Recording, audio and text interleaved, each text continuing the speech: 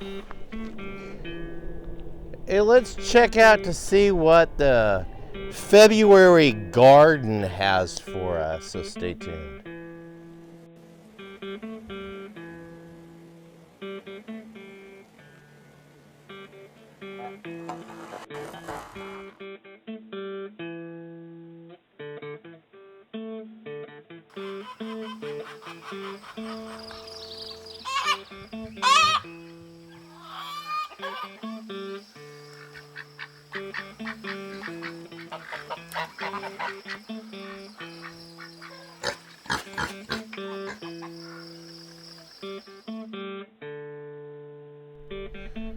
Hello folks, welcome back to Pine Meadows Hobby Farm. I'm your host Jerry Hansen. There's a little bit of a break in the weather.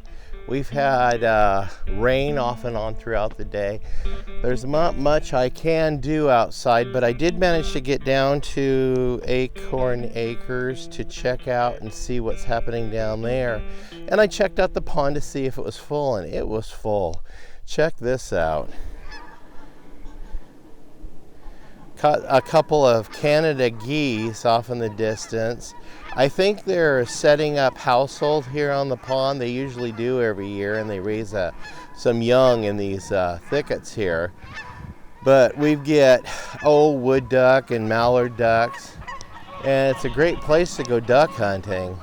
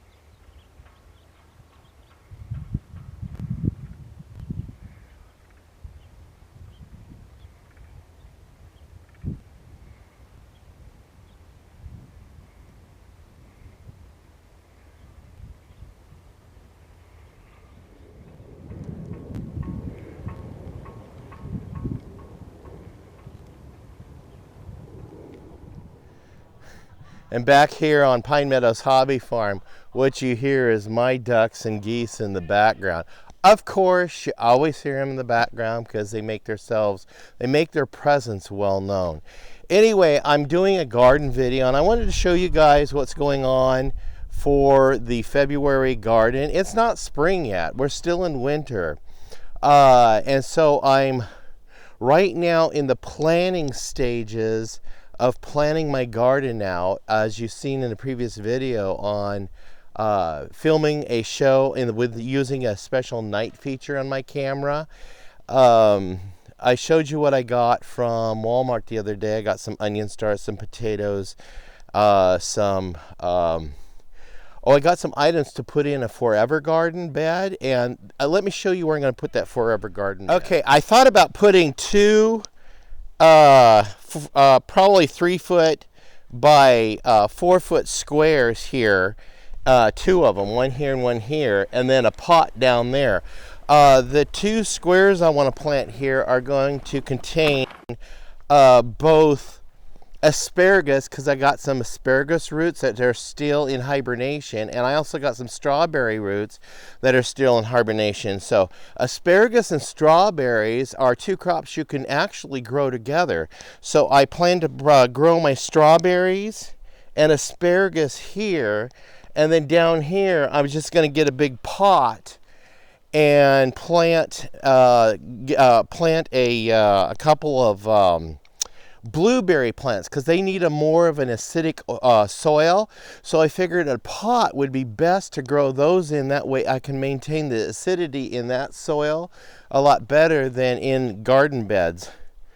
Yeah, I think that's what I'll do. I'm still working on getting rid of all this stuff, and I have these stumps left. As you can see, I've been trying to burn the stump out, but it's not working too good because it's an oak stump. It's really hard wood. There's a couple of ways I can do it, but unfortunately I do not have the tools to do it with. So what I thought I might do for these stumps is let them go naturally and drill holes into the stumps. And then I found out I could put a little shelter over them to keep them shaded, and also put a mister in there to keep them misted. Drill a bunch of holes into there and get these little dowels that are inoculated with shiitake mushroom spores, and actually grow a crop of shiitake mushrooms in the stumps. That way, as the mycelium goes into the wood, it helps decay the wood a lot faster, and I can actually have a means to an end for these stumps and make them profitable for me while they're sitting here. I can't do anything with this ground yet until the stumps are removed, and I got another stump over here. So I've got 1, 2, 3, I got a total of 4 stumps in the garden I can actually grow shiitake mushrooms on. My son was so kind, he got me a couple of little packages of billions of little morel mushroom spores. I'm going to go ahead and figure out how to prep those and then spread them on my mountainside up there, because that's where I'm finding the mushrooms that grow naturally.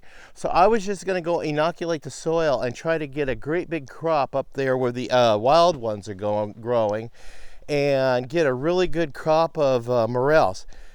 Because right now morels dried are selling for $335 a pound in the market, and that might be a nice little cash crop I can make a couple of bucks with and help with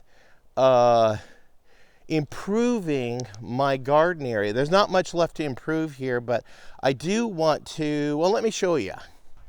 I do want to put raised beds in this area because the soil is all not that fertile up here, and the soil is all not that deep. Apparently, this whole little valley I live in used to be an ancient lake bed. And at the bottom of the lake bed, there was a lot of sediment that solidified and created this kind of a really hard pan rock surface. If you can see right here, this is where that hard pan rock surface actually surfaces in my backyard. The soil is so shallow, I can't even grow grass back here. So I have to backfill with at least 6 inches of soil back here and fertilize it heavily just to even get a green lawn. Right here next to the pond, it's all exposed, and it's a whole great big rock surface that goes right down into the pond.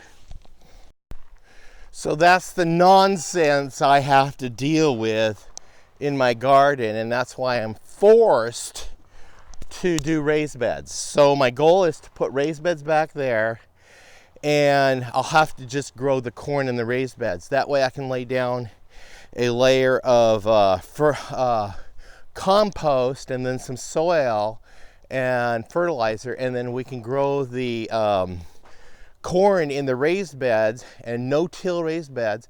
And that way, year after year, all I have to do is just add more compost to the top of it to give the corn all the nutrients they need.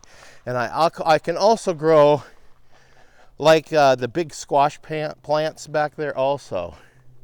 So that's what I want to do to that 25 foot by 25 foot area back there, with the exception of that one stump that'll have a little shelter built over it. And I'll be able to grow shiitake mushrooms, and then of course morel mushrooms up there. But look what's growing in my February garden. So right here, I still have cabbage growing. As the weather warms, I imagine the cabbage is going to get bigger, and it'll go to bigger heads. Here I got some Swiss chard growing, so I'll be able to harvest some bigger leaves of Swiss chard. And then down here, I still have carrots growing, and then over there I have some spinach. Now right here I have some more cabbage. When I thinned out the cabbage, I put them in this bed. And I also placed some garlic cloves in here, so I'm actually able to grow some garlic, and the garlic is growing It's taller than last month, of course, and I still have a row of carrots that haven't quite taken off, but these carrots have survived the entire winter. Their growth is just stunted, but I do imagine when the weather starts warming, they'll take off and start shooting down and creating nice, good carrots. I also have a row of beets that I'm growing right here that is survived through the winter. Isn't that amazing? For being in the Cascade Ranges, I actually had vegetables survive in my garden throughout the whole winter, and here we are just coming to the end of the first week of February. In this garden back here, it's all died off, so I'm going to come in here and add some compost, and then I'm going to start my gardening right here. I'm going to go ahead and add compost in here to feed these two beds, and then let these beds grow and mature throughout the year. But I'm also in between, I'm going to add some other plants that will mature accordingly, and see if I can do a lot of companion and sister crops in these other two beds. Now over here, this bed right here, I've got to add more implement to. As you can tell, it's only partially filled.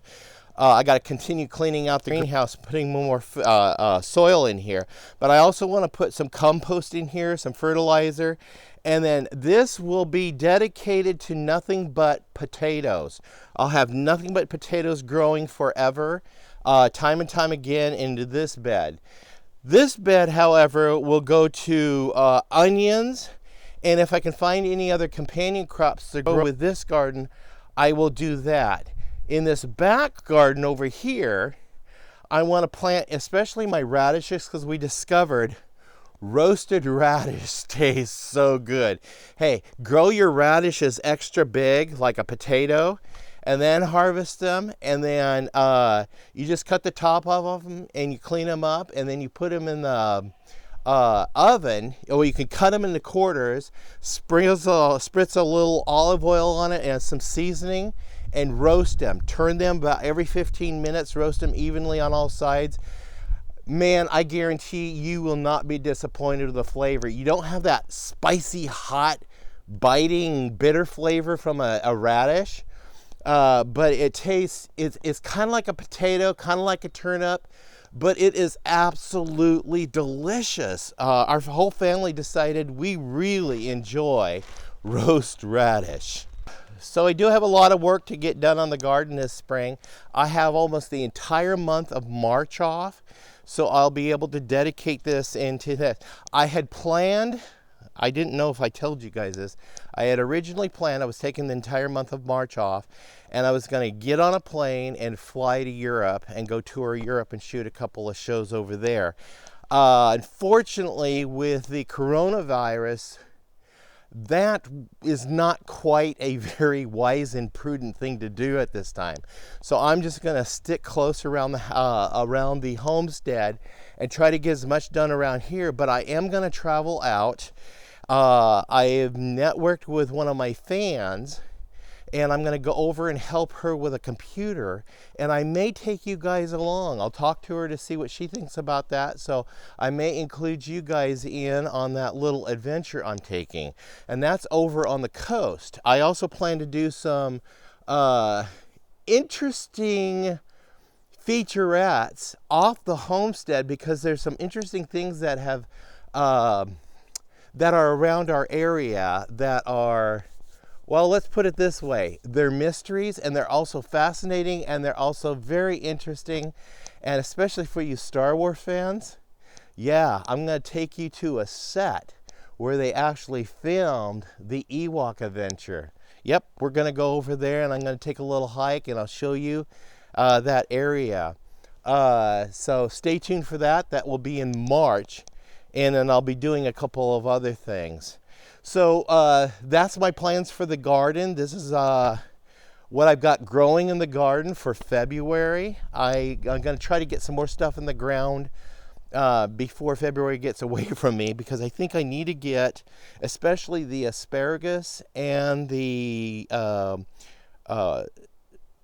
strawberries in. So I've got the wood for the raised beds. I just got to go get the soil and the I got all the I got all the pig stuff I need up by the barn, so I can just like fertilize those beds really good and get that started.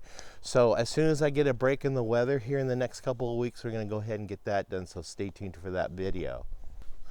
Well, that's it on this episode. I'm your host, Jerry Hansen. This is Pine Meadows Hobby Farm. We're a little modern homestead tucked high in the Cascade Ranges of the Pacific Northwest. I mean, this place is like paradise on earth. It's just absolutely, it's wonderful to live here. Please stay tuned to more videos. You could do that by clicking that bell icon. That alerts you to new videos as I upload them. Also subscribing if you haven't already. Give me a thumbs up and leaving a comment. I do enjoy reading your comments. I've been getting comments from new viewers as our reality show on Discovery Channel airs. It's been airing recently, especially down in Brazil. So I've been getting comments in Portuguese, and I've been having to use that Google Translator to translate what they're saying and be able to communicate back to them. Thank you, Google, for offering Google Translator so I can be able to communicate with my fans. Please share my videos on your social media platforms by clicking that share button. I'm currently uploading to Twitter, Facebook, Pinterest, Reddit, Blogger, and Tumblr. We'll see you guys in a future videos. Stay tuned. By the way, I'm feeling a little bit better. Bye-bye.